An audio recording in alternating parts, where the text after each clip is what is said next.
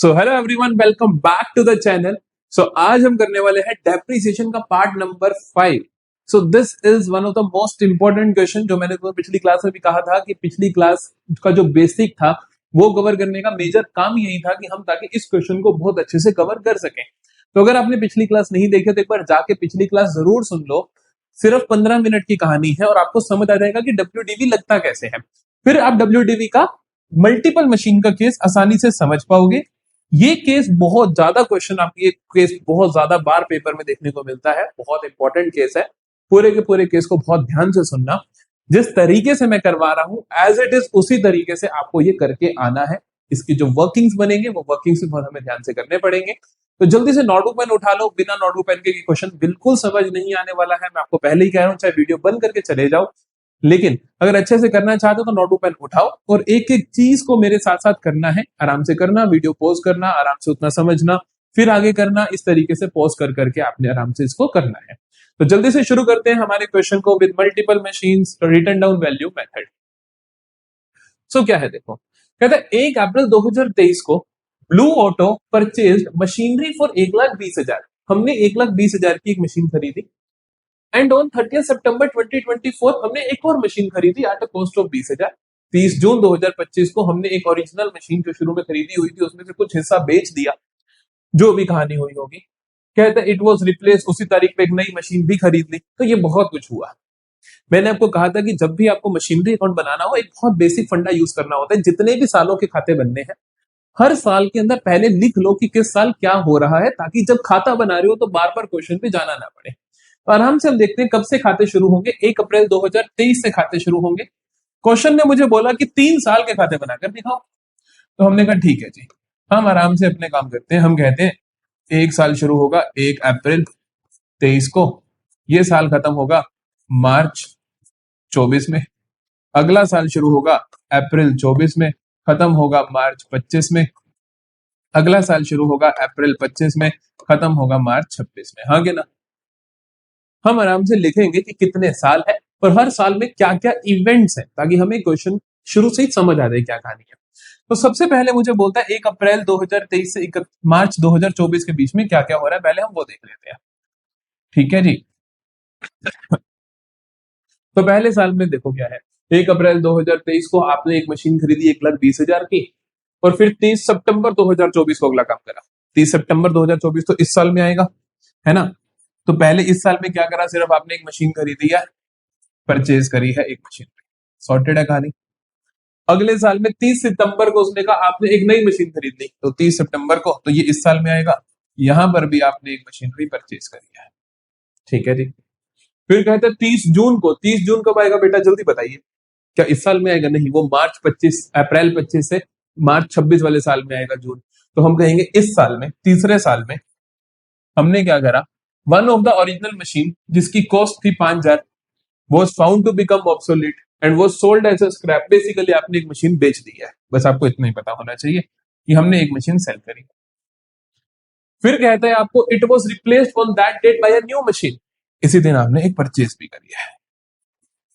तो आपको बहुत बहुत लंबी कहानी करनी। फिर कहता है depreciation is to be provided at the rate 15% per annum. Depreciation provide करना है आपको eight the rate 15% per annum, return down value method के हिसाब से। 3 साल के खाते बनाने हैं, मशीनरी अकाउंट बनाना है। ठीक है जी।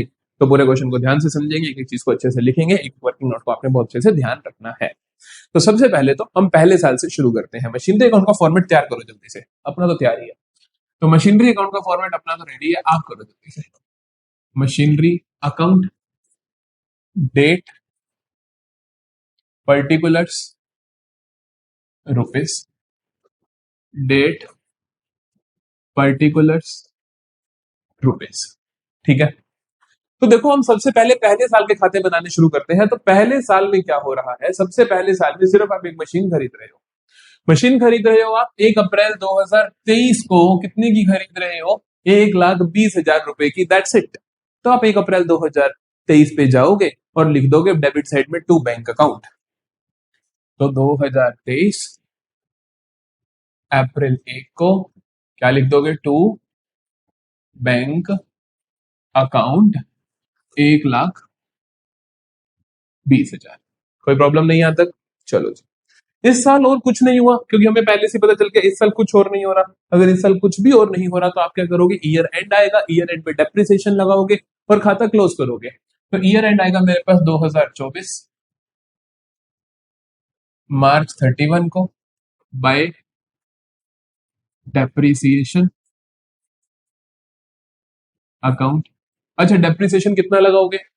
डेप्रिसिएशन आप लगाओगे 1,20,000 में 15%। तो 1,20,000 का 15% आएगा मेरे पास 18,000। तो मैं 18,000 का डेप्रिसिएशन लगाऊंगा।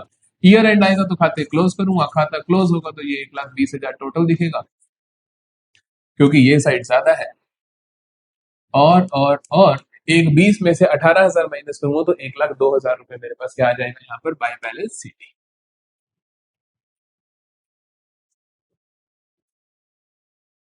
1,02,000। बताइए जी, कोई प्रॉब्लम? तो 1,02,000 आया आपका। अब ये जो बैलेंस कैरी डाउन अगले साल का ब्रोड डाउन बनेगा, ओपनिंग बैलेंस बनेगा। तो 2024 अप्रैल 1 को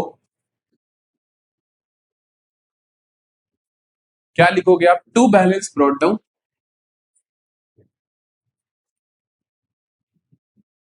कितना आएगा टू बैलेंस ब्रोड डाउन? 1,02,000।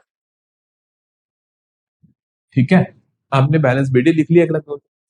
अगले साल क्या हो रहा है? अगले साल के इवेंट्स पे जाओ। अगले साल के इवेंट से आपको पता चलता है कि एक मशीन और खरीद रहे हो। चलो चेकआउट करें। 30 सितंबर 2024 को it acquired additional machinery at a cost of 20,000। आपने एक नई मशीन खरीद ली कॉस्ट ऑफ 20,000 पे। तो हमने कहा ठीक है जी, कॉस्ट ऑफ 20,000 पे आपने एक नई मशीनरी खरीद ली सितंबर को 30 को। तो आप यहां पे लिखोगे सितंबर 30 to bank account. To bank account कितने की खरीदी? 20,000 की खरीदी। आपने लिख दिया यहाँ पर 20,000। सॉर्टेड है। इस साल में और कुछ नहीं हुआ, फिर से ईयर एंड पे जाओगे और डेप्रिसिएशन लगा दोगे। ईयर एंड कब आएगा जल्दी बताइए? 2025 मार्च 31 बाय डेप्रिसिएशन अकाउंट। किस पे लगेगा? दोनों मशीन पे लगेगा। कितना कितना लगेगा ध्यान रखना पड़ेगा अपने को कि 1,02,000 वाली पे 1,02,000 की वैल्यू पे लगेगा, क्योंकि रिटर्न डाउन वैल्यू मेथड के अंदर हम क्या करते हैं, जो वैल्यू रिटर्न डाउन होती है जो यहाँ होती है उस पे लगा देते हैं। तो 1,02,000 का 15% लगेगा हमारे पास। इतनी मैथ नहीं आती। तो 1,02,000 का 15% लगेगा 15,300। और इस 20,000 पे भी लगेगा जो नई मशीन खरीदी। इस 20,000 पे कितना डेप्रिसिएशन लगाओगे? 20,000 पे डेप्रिसिएशन लगाओगे आप 15% फॉर द पीरियड ऑफ सितंबर 30 के बाद अक्टूबर नवंबर दिसंबर जन फेब मार्च 6 महीने का। तो 20,000 का 15% फॉर द पीरियड ऑफ 6 महीने 1,500 रुपए आ जाएगा। तो ये टोटल बना मेरे पास 16,800। ईयर एंड हुआ, अब खाते क्लोज करोगे। आप लिखोगे यहां पर कितना आया? 1,22,000। ठीक है, उसका भी टोटल करोगे तो कितना आ जाएगा? 1,22,000। और यहां पर आप लिख दोगे बाय बैलेंस कैरिड डाउन। कितना आएगा बैलेंस कैरिड डाउन? 1,22,000 में से 16,800 हटा दोगे। तो 1,22,000 में से 16,800 हटा दोगे, 1,05,200। 1,05,200। बताइए यहां तक कोई प्रॉब्लम? 2 साल खत्म हुए, तीसरे साल आप सेल भी कर रहे हो परचेज भी कर रहे हो, वहां पे हमें थोड़ी वर्किंग करनी पड़ेगी।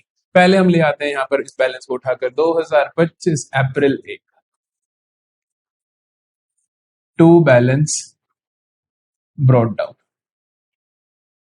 1,05,200। अब बहुत ध्यान से सुनना मेरी बातों को। क्या कहता है आपको क्वेश्चन? देखो क्वेश्चन क्या कहता है कि 30 जून 2025 को 30 जून 2025 को one of the original machine जो सबसे पहले खरीदी होगी, जो 1,20,000 की खरीदी थी, उसमें से विच हैड कॉस्ट ऑफ 5,000, उसमें से जो 5,000 की कॉस्ट वाली चीज थी, है ना, कि कई सारी मशीनें खरीदी होगी, उसमें 5,000 की मशीन होगी, उसके बारे में स्पेसिफिकली बात कर रहा है। was found to become obsolete and was sold as a scrap for 500 रुपए की तुमने बेच दी। ठीक है, अब इस पे अपने को निकालना पड़ेगा प्रॉफिट लॉस। जब भी मशीन बेचते हो तीन चीजें होती है, डेप्रीसिएशन लगता है, डेप्रीसिएशन लगता है, बिकती है तो बैंक का नाम आता है, और गेन या लॉस का नाम आता है। ठीक है, तो हम निकालते हैं इसमें कितना प्रॉफिट लॉस होगा। ठीक है, प्यारा सा वर्किंग नोट बनाते हैं, हम लिखते हैं calculation of gain loss on machine. जब भी आपने गेन या लॉस निकालना है, मैंने आपको स्पेसिफिकली बोला है कि आपको वर्किंग नोट ही बनाना है, आपको उस अकाउंट से कुछ नहीं करना। आप देखोगे सबसे पहले तो ये मशीन की कॉस्ट 1 अप्रैल 2023 को कितनी थी, तो हम बोलेंगे वैल्यू ऑन 1 अप्रैल 2023 कितनी है बताइए इस मशीन की, 5,000 की थी कॉस्ट, है ना। अब इस वैल्यू को सबसे पहले तो आप लेकर आओगे कि इस मशीन की वैल्यू मेरी बुक्स में 30 जून को क्या दिख रही है, वो मुझे अभी नहीं पता, वो मुझे निकालना पड़ेगा, तभी तो पता चलेगा प्रॉफिट हुआ कि लॉस हुआ। तो 30 जून तक की वैल्यू लाने के लिए सबसे पहले मैं डेप्रिसिएशन लगाऊंगा। डेप्रिसिएशन किस पीरियड का लगाऊंगा, 2023-24 का, है ना। 1 अप्रैल 2023 से 31 मार्च 2024 का डेप्रिसिएशन लगेगा 15%। 15% जब लगेगा तो 15% ऑफ 5,000 क्या होगा, 15 5 75, 750 रुपए लगेगा। तो ये आ जाएगी 4250। ये 4250 क्या है, इस मशीन की वैल्यू कब कब ऑन 1 अप्रैल 2024। नहीं समझे कि एक साल बाद ये इतनी की दिख रही होगी। फिर हम 24-25 को भी खत्म कर सकते हैं, क्योंकि ये तो जून 25 की है, तो मार्च के बाद है, तो हम कहते हैं कि डेप्रिसिएशन लगा दो इसके ऊपर 24-25 का एट द रेट 15%। डेप्रिसिएशन किस अमाउंट पे लगेगा, 4250 पे लगेगा। तो 4250 का 15% देखते हैं, 4250 का 15% 637.5, तो आप इसको 638 लिखोगे। हम इसको 638, आपकी इच्छा है 637 भी लिखो चाहे 638, जो आपको पसंद आए आप वो लिख सकते हो, मेरी कोई ऐसी खास प्रॉब्लम नहीं। 4250 में से 638 अगर हम माइनस करें तो ये मेरे पास आया 4250 माइनस 638, सो दैट इज 3612। ये इस मशीन की वैल्यू कब है, वैल्यू ऑन 1 अप्रैल 2025। नहीं समझे, ये जो 5,000 की मशीन जो मेरी 1 अप्रैल 2023 को 5,000 की थी, उसकी वैल्यू अभी तक हम कहां पहुंचे, 1 अप्रैल 2025 तक पहुंचे। हमने पहले वैल्यू 1 अप्रैल 24 तक की निकाली, फिर हमने 25 तक की निकाली, लेकिन मैं मशीन बेच कब रहा हूं, 30 जून को, तो मुझे 30 जून तक पहुंचना है। फिर मैं डेप्रिसिएशन लगाता हूं अप्रैल से जून तक का 2025, है ना, निकालना पड़ेगा तभी तो। और यही डेप्रिसिएशन हमारे खाते में भी जाता है, कि जो तुम खाते में ट्रांसफर करते हो डेप्रिसिएशन यही तो जाता है वो। तो हम देखते हैं कि डेप्रिसिएशन कितना आएगा 3 महीने का, 3612 पे 15% फॉर 3 मंथ्स। अरे भाई साहब, 3612 पे 15% फॉर 3 मंथ्स आया मेरे पास 135.45। तो मैं 135 माइनस करता हूं तो मेरे पास आता है 3612 माइनस 135। अरे 3612 माइनस 135, 3477। तो 3477 ये क्या आई मेरे पास, वैल्यू ऑफ मशीन। कौन सी वैल्यू बेटा जी, बुक वैल्यू, बुक्स में कितने की दिख रही है तुम्हारी, वैल्यू ऑफ मशीन ऑन 30 जून 2025 कितने की दिख रही है, 3477 की। तुमने बेचे कितने की है, सर हमने सेल वैल्यू है हमारे पास 500, बुक वैल्यू कितनी है 3477 की। तो गेन हुआ कि लॉस हुआ, बुक्स में 3477 की, बेची तुमने 500 की, तो लॉस हुआ। कितना लॉस हुआ, 2977। नहीं समझे, 3477 में से 500 हटा दी। बताइए यहां तक कोई दिक्कत हो तो, हमने निकाला बहुत आराम से। देखो हमने कहा जो मशीन बेची है उसकी वैल्यू निकाली आज तक की, उस पर हमने हर साल डेप्रिसिएशन माइनस करा। पहले हमने 23-24 का माइनस करा, फिर हमने 24-25 का करा, फिर हमारे पास वैल्यू आ गई 1 अप्रैल 2025 की, फिर हमने कहा चल अगले 3 महीने का जून तक का डेप्रिसिएशन माइनस करते हैं, वैल्यू आ गई on the date of sale. Clear है कहानी। खाते में चले, खाते में तीन चीजें लिखनी होती है, तो डेप्रिसिएशन, इस साल का डेप्रिसिएशन, इस साल का डेप्रिसिएशन कितना लगा इसके ऊपर, जो बेची गई उस पर 135 रुपए का लगा। हम आराम से लिखते हैं कि डेप्रिसिएशन कितना आया इस साल का, 2025 जून 30 बाय डेप्रीसिएशन अकाउंट। कितना आया बेटा जी? 135 आया, 135 आया। ठीक है, फिर आप लिखते हो, जून 30 के बाद, जून 30 बाय डेप्रिसिएशन 135, इसी तारीख को आप लिखोगे बैंक अकाउंट में कितना आया। बैंक अकाउंट में 500 रुपए आया, 500 की बेची थी। और यहाँ पे आप लिखोगे लॉस, लॉस भी तुम्हें दिख रहा है कितना आया, बाय लॉस ऑन सेल कितना आया, 2977 आया, 2977। इस मशीन की बात खत्म। ठीक है, अब अपने को चाहिए, अब ईयर एंड आएगा, ईयर एंड पे बाकी अच्छा, इसी तारीख को एक और मशीन भी खरीदी है, भूल मत जाना, इसी तारीख को एक और मशीन भी खरीदी है ना, देखो, sale and purchase on the same date it was replaced by a new machine costing 8000, 8000 की आपने एक नई मशीन खरीद ली। हम इसी तारीख पे जून 30 को ही, लिखते हैं टू बैंक अकाउंट। कितने की खरीदी आपने? 8000 की। ठीक है, अब मेरे पास आएगा ईयर एंड आएगा, that is 2026 March 31। Year and पे हमारा एक कल्चर है कि हमें डेप्रिसिएशन लगानी होती है, डेप्रिसिएशन किस अमाउंट पे लगेगी, इस पे तो अलग लगाना क्योंकि ये इसके मंथ्स अलग है। इस बार इसकी बात करें 1,05,200 वाली, ये क्या 1,05,200 पे लगेगा? नहीं, इसके अंदर से मशीन बिक गई, जो मशीन बिकी वो कितने की थी, ये तीनों चीजें जोड़ दो तो वो मशीन की वैल्यू ही तो है। कैसे वाला कि सर डेप्रिसिएशन भी तो इसी साल का है, तो इससे पहले मशीन कितने की होगी? आप दो तरीकों से देख सकते हो। एक तरीका तो क्या है कि आपको 1,05,200 में से, 1,05,200 में से, ध्यान से सुनना, माइनस कर दो इस मशीन की वैल्यू एज ऑन 1 अप्रैल, क्योंकि आप 1 अप्रैल से डेप्रिसिएशन लगा रहे हो ना, तो ये जो मशीन बेची इसकी वैल्यू 1 अप्रैल को कितनी थी वो माइनस कर दो। कितनी है वो? ये आपने वर्किंग बनाई, यहाँ पे आपने लिखा कि वैल्यू ऑन 1 अप्रैल इस मशीन की कितनी थी, 3612। एक तरीका तो ये होता है माइनस करने का कि ये माइनस कर दो, या मैं ऐसा कहूं कि 1,05,200 में से इन जो साइड में तुमने तीन चीजें लिखी इनको जोड़ के माइनस कर दो, क्योंकि यही मशीन बिकी, जो मशीन बिकी होगी उसके ऊपर कुछ डेप्रिसिएशन हुआ, कुछ उसके ऊपर उसके अंदर बैंक से पैसे आ गए और बाकी लॉस हो गया, तो वो मशीन की कुल वैल्यू यही तो हुई कि कोई 5,000 की मशीन थी, 1,000 डेप्रिशिएट होगी तो 4,000 की बची, बिकी इतनी, कितना लॉस हो, तो कुल वैल्यू तो इतनी हुई ना उसकी। तो ये माइनस कर दो, इन तीनों को जोड़ोगे तब भी 3612 आएगा। तो एज यू विश, जो भी माइनस कर देना। तो मेरे पास आया 1,05,200 में से 3612 माइनस करने पे 1,05,200 में से 3,612 माइनस करा तो मेरे पास आया 1,01,588। इसका 15% डेप्रिसिएशन लगेगा, तो ये आ जाएगा मेरे पास 15%, दैट इज 15,238। ठीक है जी, तो हमारा जो डेप्रिसिएशन लगेगा ईयर एंड में वो होगा बाय डेप्रिसिएशन अकाउंट। कितना लगेगा? 15,238 एक लगेगा,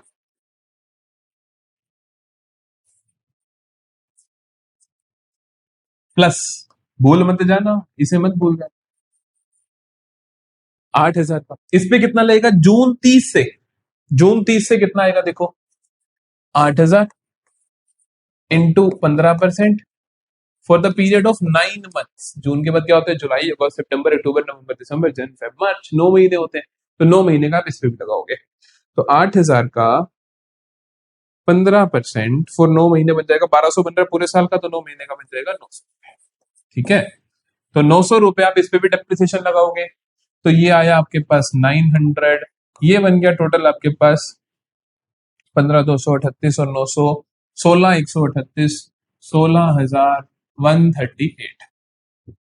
ठीक है, इसी तारीख पे क्या आ जाएगा फिर बाय बैलेंस कैरिड डाउन।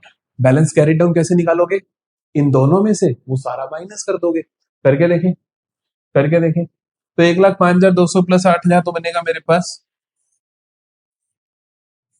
ये बनेगा 1,13,200। ठीक है, इसमें से माइनस करते हैं जल्दी से, 1,05,200 प्लस 8,000, अरे ये क्यों कर दिया, तो पता ही है 1,13,200 में से माइनस करेंगे ये सब कुछ, 3,612, क्योंकि इन तीनों का सम तो मुझे पता है 3,612 है, माइनस करूंगा 16,138, तो 9,3,450, 9,3,450 50। लो जी, समझ आती है बात? जल्दी बताइए। पूरा क्वेश्चन जल्दी से देखोगे, एक बार रिकैप लोगे पूरे क्वेश्चन का, देखो जल्दी से।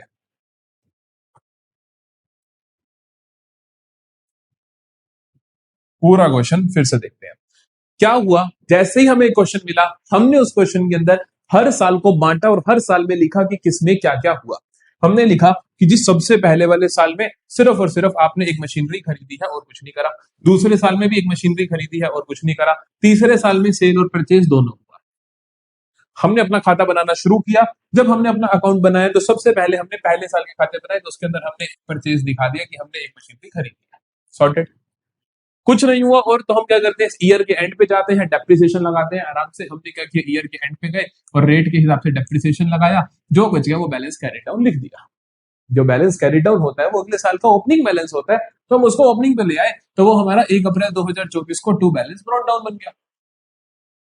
इस साल आपने एक और मशीन खरीदी, हमने शुरू में ही लिख लिया था कि इस साल आपने एक और मशीन खरीदी है। हमने कहा चलो जी देखिए कौन सी मशीन खरीदी है। हमें पता चला एक मशीन खरीदी है 20,000 की, 30 तारीख को खरीदी, वो तारीख लिख दी।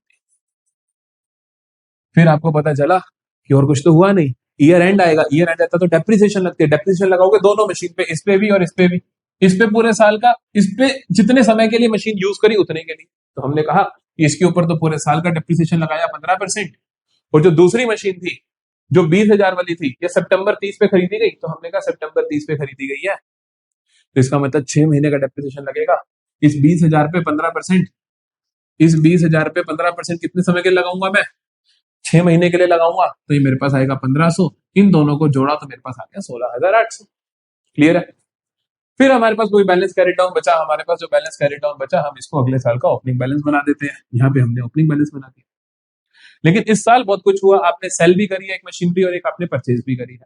तो हम पहले बेचते हैं। बेचने के लिए आपको पता है 3 चीजें आती हैं, डेप्रिसिएशन, जो मशीन बेची उस पे उस साल का डेप्रिसिएशन, बैंक अकाउंट और गेन लॉस। तो हमने आराम से सबसे पहले तो देखा डेप्रिसिएशन कितना लगेगा, तो उसके लिए हमें पूरी कैलकुलेशन करनी पड़ी कि हमने कहा कि इसकी शुरुआत में वैल्यू कितनी थी, 5,000 थी, फिर पहले साल डेप्रिसिएशन लगा इतनी वैल्यू बची, अगले साल डेप्रिसिएशन लगा इतनी वैल्यू बची, इस साल 3 महीने का ये डेप्रिसिएशन लगेगा।